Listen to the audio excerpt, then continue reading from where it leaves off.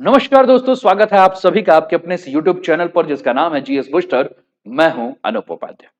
दोस्तों, आज हम जिस मुद्दे के ऊपर चर्चा करने वाले हैं वो बड़ा ही मजेदार है और गंभीर दोनों ही है। मामला है वोट चोरी का। चोरी तो बहुत सुनी होगी आपने, जैसे पर्स की चोरी, बाइक की चोरी और यहां तक कि प्रेमिका की चोरी की भी घटना आपने सुनी होगी। बट ये वोट की चोरी, ये कैसी घटना है? और भारत में अगर वोट की चोरी हो रही है तो लोकतंत्र का कलेजा निकाल देने जैसे वाली घटना है। और जब विपक्ष ये कहे कि चुनाव आयोग खुद ही इस चोरी में शामिल है, तो भाई साहब समझ जाइए कि आग लग गई है। दोस्तों, बिहार से एक बहुत बड़ी खबर आ रही है। चुनाव आयोग ने जो मतदाता सूची का मसौदा तैयार किया है, उसमें 65 लाख मतदाताओं के नाम बाहर कर दिए गए। अब विपक्ष कह रहा है ये वोट की चोरी कर रहा है। आयोग कह रहा है भैया हम कोई चोरी नहीं कर रहे हैं, हम तो सफाई कर रहे हैं। तो आखिर इसके पीछे की सच्चाई क्या है? आज हम इस पूरे विवाद को शुरू से लेकर अंत तक देखेंगे, और वो भी बहुत ही आसान भाषा में। चैनल पर पहली बार है तो चैनल को सब्सक्राइब करके बेल आइकन दबा दीजिएगा कि यहाँ आने वाले हर वीडियो का नोटिफिकेशन आपको मिले। वीडियो को अंत तक देखकर अपने विचार भी अवश्य दीजिएगा। और आपके स्क्रीन पर ये तस्वीर जो है, वो तस्वीर भी कह रही है कि वोट चोरी का सच क्या है, सर इतनी हड़बड़ी में क्यों है? इसी के ऊपर हम चर्चा करेंगे। सर, SIR यानी कि स्पेशल इंटेंसिव रिवीजन। भारत में हर साल SIR यानी कि सर स्पेशल इंटेंसिव रिवीजन नाम की एक प्रक्रिया होती है। और इस प्रक्रिया के माध्यम से इसमें मतदाता सूची यानी कि वोटर लिस्ट को साफ सुथरा किया जाता है। डुप्लीकेट नाम हटाए जाते हैं, फर्जी पते ठीक किए जाते हैं। और अब तक अगर हम बिहार की बात करें तो 65 लाख नाम हटाए गए हैं। और इस बार बिहार की जो ड्राफ्ट लिस्ट में जो 65 लाख वोटरों के नाम हटाए गए हैं, ये वो वोटर थे जो कि डुप्लीकेट थे, यानी कि एक ही नाम के कई जगह, या तो मृतक थे जिनकी मृत्यु हो गई है और उनका नाम सूची में है, या जो दूसरे राज्य या जिले में स्थानांतरित हो गए हैं, यानी जगह बदल दिया। आयोग का कहना है कि ये जो पूरी की पूरी प्रक्रिया है, यह क्लोनिंग की प्रक्रिया है ताकि चुनाव शुद्ध और निष्पक्ष हो सके। लेकिन इसी को लेकर राहुल गांधी और समूचा विपक्ष जो है वो सड़कों पर उतर चुका है। और राहुल गांधी और विपक्ष का आरोप है कि यह सफाई प्रक्रिया नहीं, बल्कि एक धांधली की प्रक्रिया है जो सफाई के नाम पर चुनाव आयोग कर रही है। राहुल गांधी का तो यह भी कहना है कि एक ही नाम पर जो कई जगह कुछ मतदाता ऐसे भी हैं जिनके पते जो हैं फर्जी हैं, और इस सारी की सारी कार्य जो है वो सुनियोजित तरीके से किया जा रहा है ताकि विपक्ष को नुकसान हो जाए और बीजेपी को इससे फायदा मिल जाए। विपक्ष में केवल राहुल ही गांधी नहीं, बल्कि राष्ट्रीय जनता दल यानी कि लालू प्रसाद की पार्टी भी जो है वह भी आरोप लगा रही है कि ये सिर्फ फर्जी नाम नहीं, बल्कि असली मतदाताओं को भी जो है वो सूची से हटाया जा रहा है। दलितों को, पिछड़ों को, अल्पसंख्यक वर्गों के जो भी वोटर हैं उनको टारगेट किया जा रहा है, और ये वोट कटौती और लोकतंत्र के साथ खिलवाड़ किया जा रहा है। अगर ये सच है तो इसका जनता के ऊपर क्या असर पड़ेगा? जिनका नाम कट गया है वो क्लेम कर सकते हैं, लेकिन ग्रामीण इलाके और गरीब वर्ग तक इसकी कोई भी जानकारी नहीं पहुंच पाती। नतीजा, लाखों लोग चुनाव वाले दिन जब वोटिंग करने जाते हैं तो उन्हें पता चलता है कि उनका नाम तो वोटर लिस्ट में है नहीं, और मत देने का जो अधिकार है उनका, उससे वो वंचित रह जाते हैं। और यही वजह है कि यह मुद्दा इतना विवाद का मामला जो है वो बन गया है। अब लोकतंत्र की अगर हम बात करें तो इसमें सबसे अहम सवाल यह उठता है कि क्या जनता अपने वोट पर भरोसा कर पा रही है? लोकतंत्र सिर्फ वोट डालने से नहीं चलता है, बल्कि उस विश्वास से चलता है जहां आपके वोट की जो है वो सही गिनती हो। अगर उस पर ही शक होने लगा तो लोकतंत्र की आत्मा पर ही जो है वो चोट होने लगेगी। आइए आगे बढ़ते हुए और चीजों को समझते हैं। मान लीजिए कि आप ये वोट देने जा रहे हैं और वोट देने के समय ही आपके दिमाग में ये डाउट हो कि क्या मेरा वोट सही जगह जाएगा या चोरी हो जाएगा। बात समझ रहे हैं? अब इस डाउट के साथ आप पहुंचे हुए हैं बूथ पर वोट देने। अब चुनाव आयोग क्या कह रहा है? चुनाव या आयोग ये कह रहा है कि हमारी जो भी प्रक्रिया है वो पूरी की पूरी ट्रांसपेरेंट है, पारदर्शी है। और राहुल गांधी अगर कोई आरोप लगाते हैं तो अगर उनके पास कोई सबूत है तो वो हलफनामा दे, नहीं तो वो माफी मांगे चुनाव आयोग से। तो विपक्ष कह रहा है कि आयोग का रवैया पक्षपाती है, बीजेपी के नेताओं से हलफनामा क्यों नहीं मांगा गया? केवल राहुल गांधी या विपक्ष के नेताओं से ही हलफनामा क्यों मांगा गया? और यह मामला सिर्फ तकनीकी विवाद का नहीं है, बल्कि राजनीतिक टकराव का भी मामला हो चुका है। आज हम लोग इस चीज को समझेंगे बहुत ही साधारण भाषा से कि ये है क्या, ये एसआईआर है क्या। ठीक। दोस्तों आगे बढ़ते हैं और आगे बढ़ते हुए इस चीज पूरी प्रक्रिया को जो है वो समझते हैं। दोस्तों जब हम बात करते हैं एसआईआर, जिसे हम शॉर्ट फॉर्म में सर कहते हैं, तो ये नाम सुनकर हमको ऐसा लगता है कि हम किसी बाबू साहब के बारे में बात कर रहे हैं या किसी स्कूल के हेडमास्टर के बारे में बात कर रहे हैं, लेकिन ऐसा नहीं। ये है चुनाव आयोग की एक प्रक्रिया, जिसके बारे में हमने कहा भी कि हर साल चुनाव आयोग ये प्रक्रिया कराती है और उसका नाम है स्पेशल इंटेंसिव रिवीजन, मतलब वोटर लिस्ट की सफाई। जैसे कि आपकी माता जी जो है वो हर साल अलमारी खोलकर पुराने कपड़ों, फटे कपड़े निकाल देती हैं और नए कपड़े रखती हैं, वैसे ही चुनाव आयोग वोटर लिस्ट की सफाई करता है। और इसमें अगर हम बात करें तो टोटल 4 स्टेप होते हैं और इन 4 स्टेप के माध्यम से इस प्रक्रिया को पूरा किया जाता है।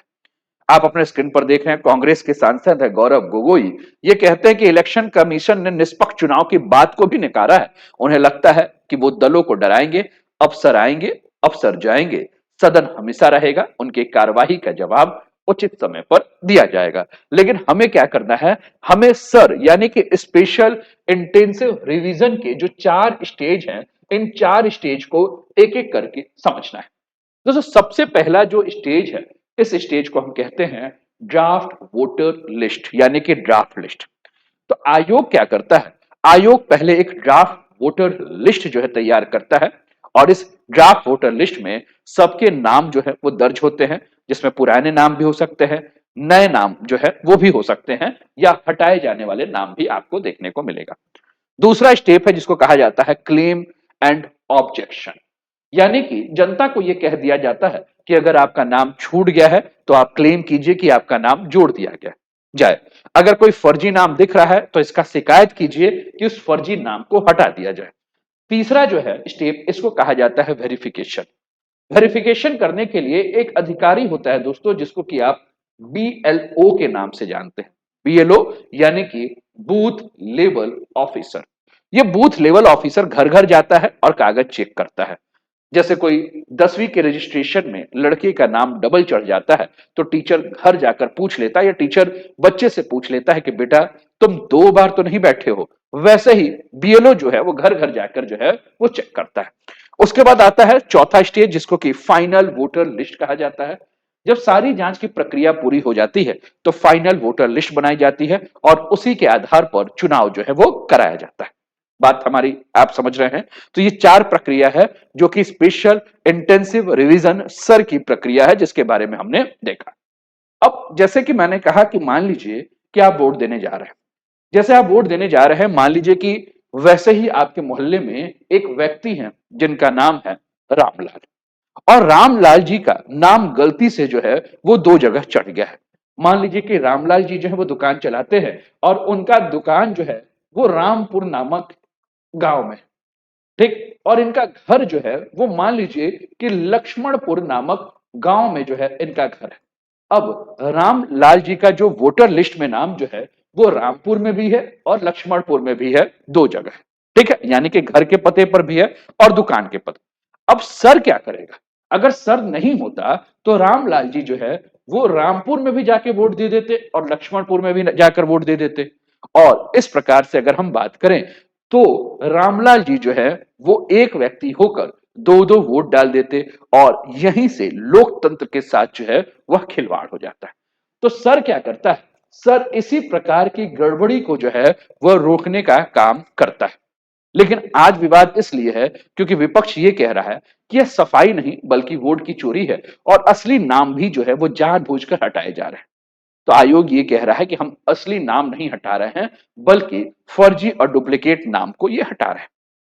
तो क्या यह प्रक्रिया लोकतंत्र को मजबूत कर रही है या जनता के भरोसों को जो है वो तोड़ रही है?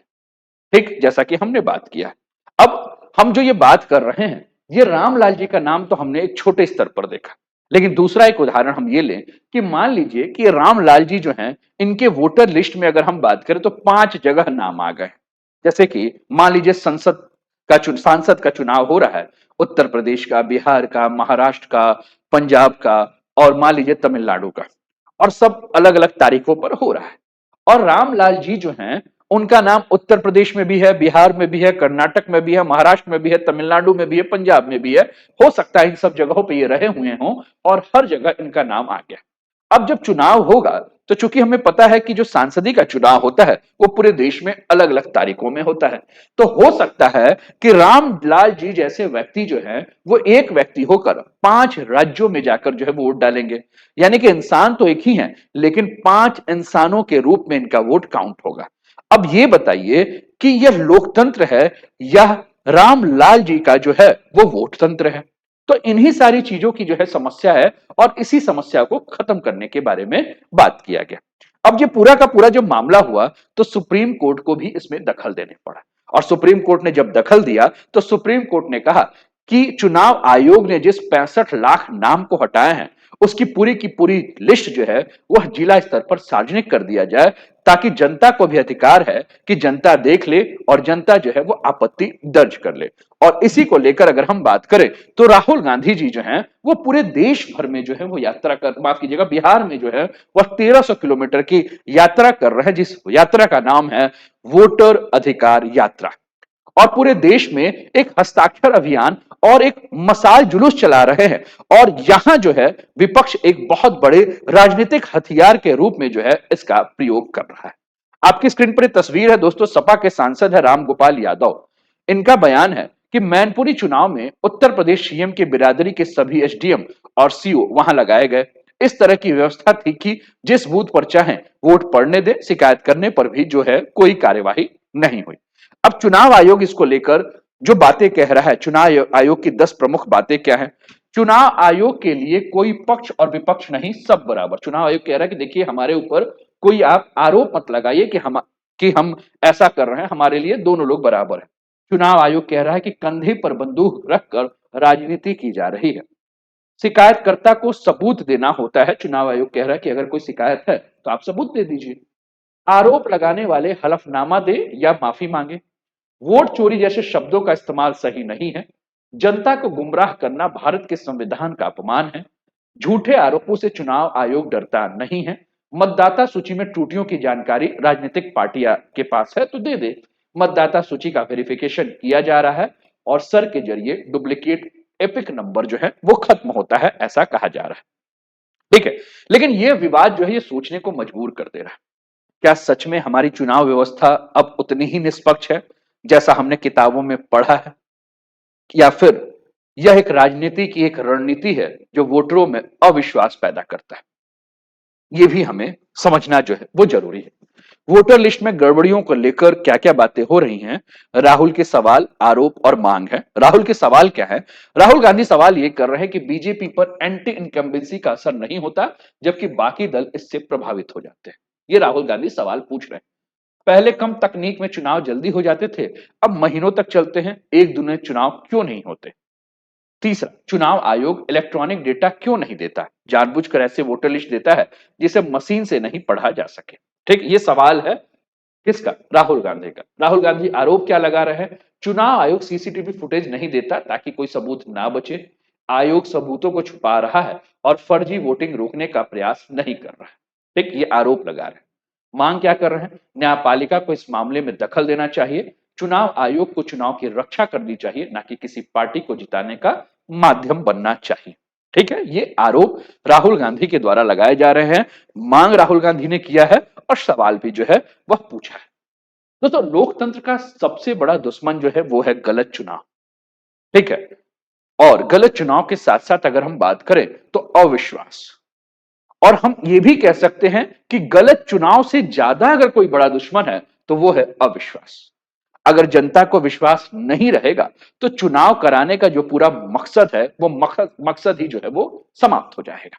ठीक, ये भी हमें समझने की आवश्यकता है। तो जैसा हमने कहा कि राहुल गांधी पूरे देश भर की यात्रा कर रहे हैं कि कुल मिलाकर जो है वह वोट की चोरी हो रही है, इससे बचा जाए।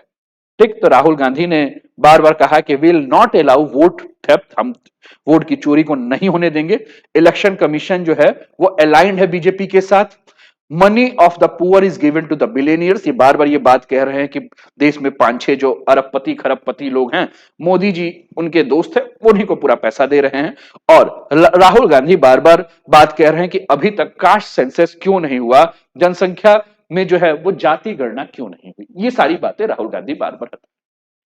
दोस्तों हमारे सामने अगर हम बात करें तो दो प्रकार की तस्वीरें जो है आ चुकी है। पहली तस्वीर जो कि विपक्ष की है, जो बार बार वोट चोरी के बारे में बात कर रहा है, और दूसरी तस्वीर चुनाव आयोग की है जो कह रहा है कि यह नियमित समीक्षा है। अब सवाल यह है कि जनता किस पर विश्वास करे। अगर विपक्ष सच बोल रहा है तो लोकतंत्र खतरे में आ चुका है, और अगर चुनाव आयोग सच बोल रहा है तो विपक्ष सिर्फ भ्रम फैला रहा है। लेकिन असली नुकसान किसका हो रहा है, लोकतंत्र की आत्मा का या हमारे भरोसे का, यह एक सवाल है। अब मैं आपसे पूछता हूं, आपको क्या लगता है, वोट चोरी सच है या राजनीति का एक नया हथकंडा?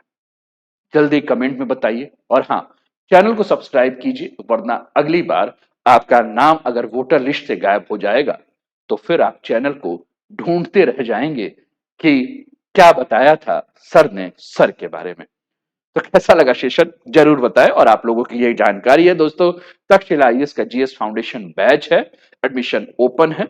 अपकमिंग बैच आपको दिख रही है, दिल्ली के प्रसिद्ध संस्थाओं के टीचर उत्तर प्रदेश के बलिया में ऑफलाइन क्लास ले रहे हैं, आप इसका लाभ उठा सकते हैं। ये कॉन्टेक्ट नंबर है, इस नंबर पे आप व्हाट्सएप या कॉल करके भी जानकारी ले सकते हैं।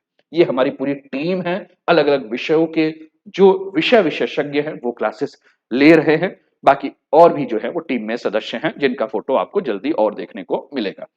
ये ऑफिस का नंबर है दोस्तों, इस पर आप व्हाट्सएप या कॉल कर सकते हैं, और क्लासेस ऑनलाइन और ऑफलाइन दोनों माध्यम में हैं, आप जैसे भी चाहें वैसे कर सकते हैं। और भारत का सबसे सस्ता ऑफलाइन और ऑनलाइन कोर्स जो है वो तक्षशिला आईएएस बलिया ही प्रोवाइड कर रहा है। तो अपना ध्यान रखिए, मिलते हैं अगले वीडियो में। जय हिंद, जय भारत।